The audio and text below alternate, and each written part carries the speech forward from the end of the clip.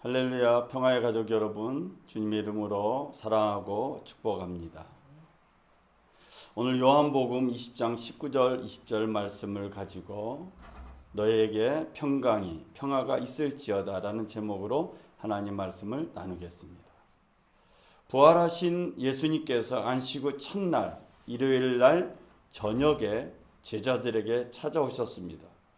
제자들은 유대인들이 무서워서 문을 꼭꼭 닫고 있었습니다. 두려워 떨고 있는 제자들 가운데 예수님이 오셔서 이렇게 말씀하십니다. 너에게 평강이 있을지어다. 너에게 평화가 있을지어다. 그리고 예수님은 손과 옆구리를 제자들에게 보여주셨습니다. 제자들이 예수님의 손과 옆구리를 보고 기뻐했습니다. 부활하신 예수님께서 두려워 떨고 있는 제자들에게 나타나신 것은 세상이 줄 수 없는 평화를 주기 위함이었습니다.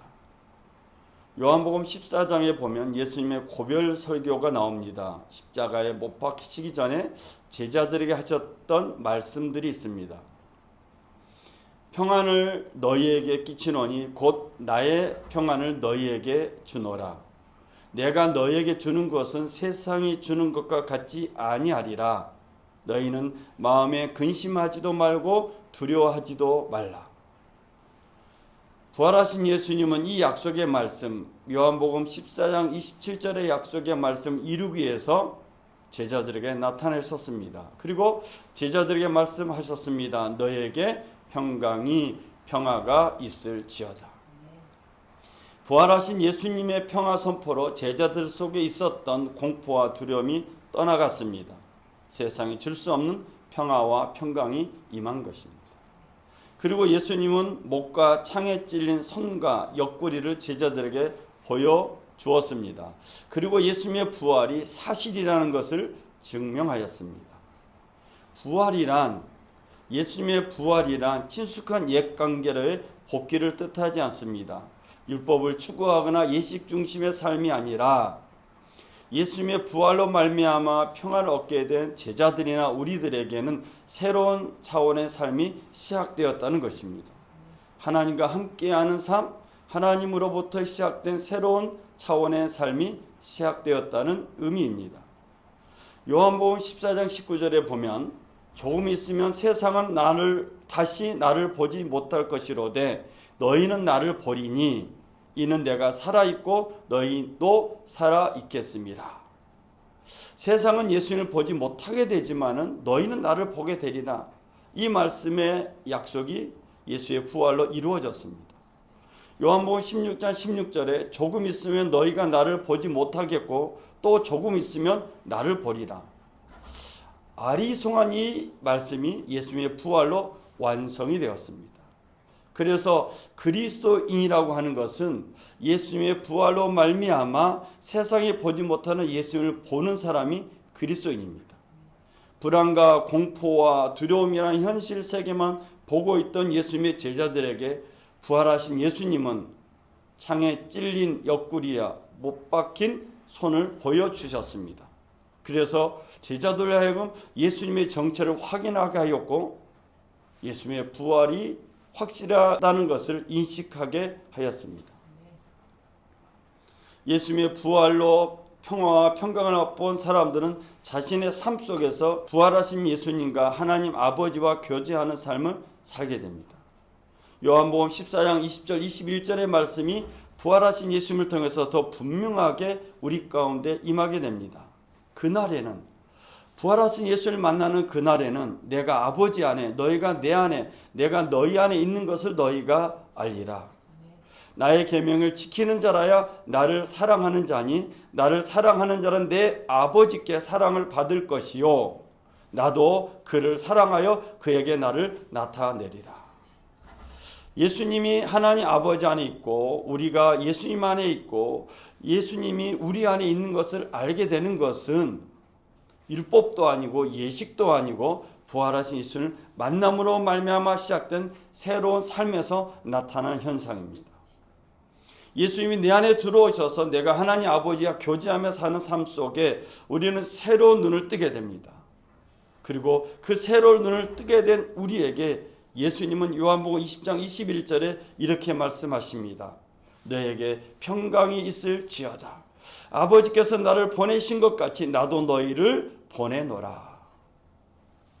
주일 예배를 교회라는 장소에 드리는 것이 우리의 신앙의 목적은 아닙니다. 예배는 주의 은혜를 받고서 다시 세상으로 나가는 출정식과 같은 것입니다. 교회 안에만 머물러 있는 것이 아니라 세상 속에서 부활하신 예수님으로부터 받은 평강과 평화를 가지고 세상 속에 진리의 영향력을 끼치는 것입니다. 완전한 인간으로 오셔서 부활하신 예수님은 어떤 근거로 우리를 보내려고 하시는 것일까요? 베드로전서 1장 3절 이하에 따르면 이렇게 우리에게 말합니다. 하나님께서는 하나님의 크신 자비, 많은 긍휼하심으로 우리를 새롭게 태어나게 하셨다라고 말하고 있습니다. 그래서 우리에게는 생생한 희망, 산 소망이 있는데 그것은 예수님께서 죽은 사람들 가운데 다시 살아나신 부활 때문이라고 말합니다. 뿐만 아니라 예수의 부활을 경험한 우리에게는 유업이 있는데 상속 재산이 있는데 그것은 썩지도 않고 더러워지지도 않고 시들지도 않는 것인데 그것은 마지막 때, 종말의 때 준비되어 있는 구원을 통해서 얻게 되고 그 우리의 믿음을 통해서 보호받고 있음을 말하고 있습니다. 그래서 베드로전서 1장 6절 우리에게 즐거워하라라고 말하고 있습니다. 코로나를 겪으면서 오랫동안 예배당에서 예배를 드리지 못해서 우울하거나 힘들어하는 믿음의 가족 여러분, 평화의 가족 여러분, 말씀으로 위로받으시기를 주의 이름으로 축원을 드립니다. 부활하신 예수님이 제자들에게 나타나신 것처럼 오늘 우리에게 나타나셔서 우리를 붙들고 계십니다. 하나님의 말씀을 깊이 마음속에 새겨서 그 의미를 깨닫는 저와 여러분 되시길 주의 이름으로 축원을 드립니다.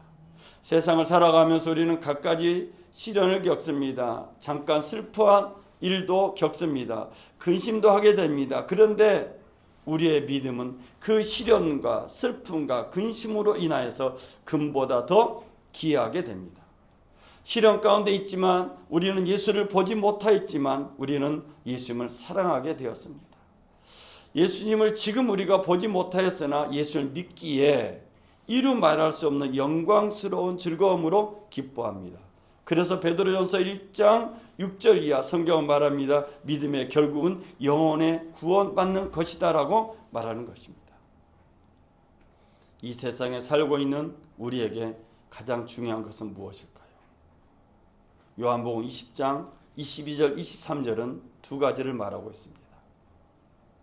예수님께서 제자들 향하여 숨을 내쉬며 말씀하십니다. 성령을 받으라. 너희가 누구의 죄든지 사하면 사하여질 것이고 누구의 죄든지 그대로 두면 그대로 있으리라. 예수님은 이 세상을 살아가는 제자들에게 또 우리들에게 가장 중요한 것 두 가지를 말씀하십니다. 성령의 부으심과 죄용서라는 것입니다. 그러면 어떻게 죄용서와 성령의 부으심을 경험할 수 있을까요? 오순절날 성령을 경험한 베드로는 이렇게 우리에게 선포했습니다. 너희가 회개하여 각각 예수 그리스도 이름으로 세례 침례를 받고 제사함을 받으라. 그리하면 성령의 선물을 성령을 선물로 받으리니. 성령의 부으심과 재용서는 인간의 새로운 창조를 뜻합니다.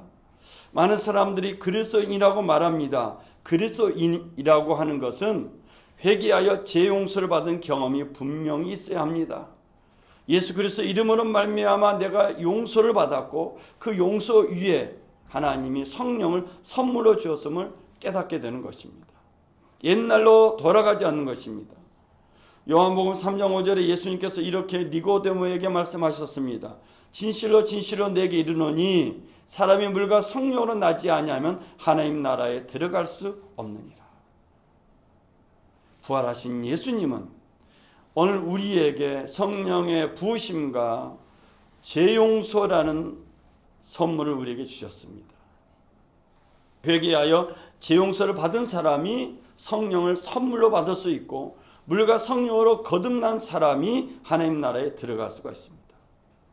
이건 에스겔서 36장 25절 이하의 말씀을 성취하는 사건입니다. 에스겔 36장 25절 이하에 따르면 이렇게 성경은 말씀하고 있습니다. 맑은 물을 너희에게 뿌려서 너희로 정결하게 하되 곧 너희 모든 더러운 것에서와 모든 우상 숭배에서 너희를 정결하게 할 것이며 또 내 영을 너희 속에 두고 내 마음을 너희에게 주되 너희 육신에서 굳은 마음을 제거하고 부드러운 마음을 줄 것이며 성령은 우리 가운데 임하여서 우리의 굳은 마음을 제거합니다. 새 마음을 주시는데 그 새 마음은 부드러운 마음입니다. 부드러운 마음이라는 것은 배울 각오가 있는 마음이란 뜻입니다.